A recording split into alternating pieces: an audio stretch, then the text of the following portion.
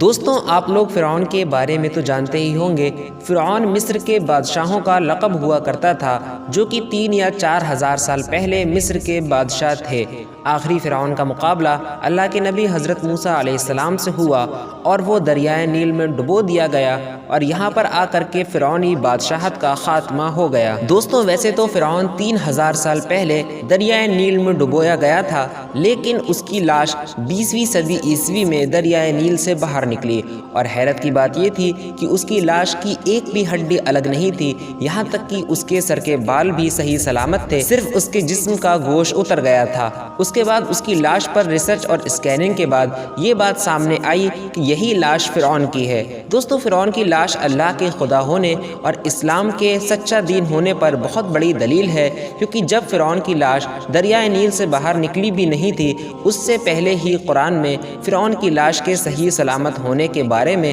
خبر دے دی گئی تھی، اور اللہ نے قرآن میں اس کی لاش کے بارے میں یہ بتا دیا تھا کہ ہم نے فرعون کی لاش کو عبرت کا نشان بنا دیا ہے تاکہ آنے والے لوگ اس کی لاش کو دیکھیں اور اللہ تعالیٰ کے ایک ہونے اور اسلام کے حق ہونے پر ایمان رکھیں۔ دوستو فرعون کی لاش کو دریائے نیل سے نکالے ہوئے 10 سال بیت گئے ہیں، اور ان 10 سال میں شاید ہی کوئی ایسا ایکسپیریمنٹ، کوئی ایسی اسکیننگ، کوئی ایسا آپریشن بچا ہو جو فرعون کی لاش پر سائنٹسٹ لوگوں نے نہیں کیا ہے۔ کبھی فرعون کی لاش کا پاسپورٹ بنا کر کے دوسرے دیشوں میں لے جا کر کے اس کی لاش کی اسکیننگ کی گئی ہے، تو کبھی فرعون کے بالوں پر ریسرچ کیا گیا ہے، یہاں تک کہ فرعون کی ممی کی ایک ایک چیز پر ریسرچ ہو چکا ہے۔ اور دوستو حال ہی میں ڈاکٹرز نے فرعون کے چہرے پر ریسرچ کی اور اس بات کا پتہ لگانے کی کوشش کی کہ فرعون جب زندہ ہوگا تب وہ کیسا دکھتا ہوگا، یا فرعون اگر آج کے دور میں ہوتا تو وہ کیسا دکھتا ہوتا۔ آج کی اس ویڈیو میں ہم آپ کو اس چہرے کی کچھ جھلکیاں دکھائیں گے جو یقیناً آپ کے دل میں اس بات کو ڈال دیں گی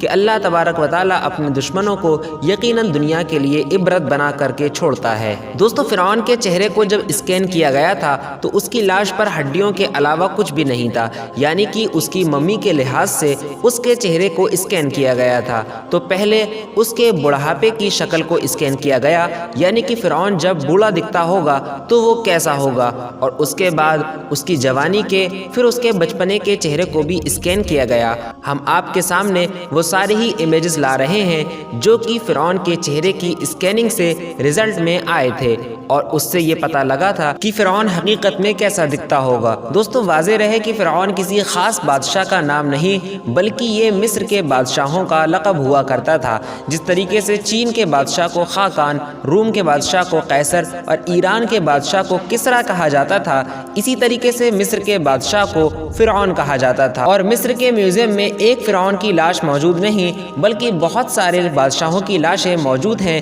جو کہ اہرام مصر یعنی پیرامڈ سے نکلی ہوئی ہیں۔ دوستوں واقعی ایک مسلمان جب فرعون کو دیکھتا ہے تو اس کو اسلام کی حقانیت پر اور خدا کے ایک ہونے پر اور خدا کے وجود پر بہت زیادہ یقین ہو جاتا ہے۔ آج کی اس ویڈیو کو ہم یہیں ختم کرتے ہیں اور امید کرتے ہیں کہ ویڈیو آپ کو پسند آئی ہوگی۔ اسی طریقے کی نالجیبل ویڈیوز دیکھنے کے لیے آپ ہمارے چینل KW پریزنٹ کو سبسکرائب کر سکتے ہیں۔ پھر ملتے ہیں اگلی ویڈیو میں، جب تک کے لیے الوداع۔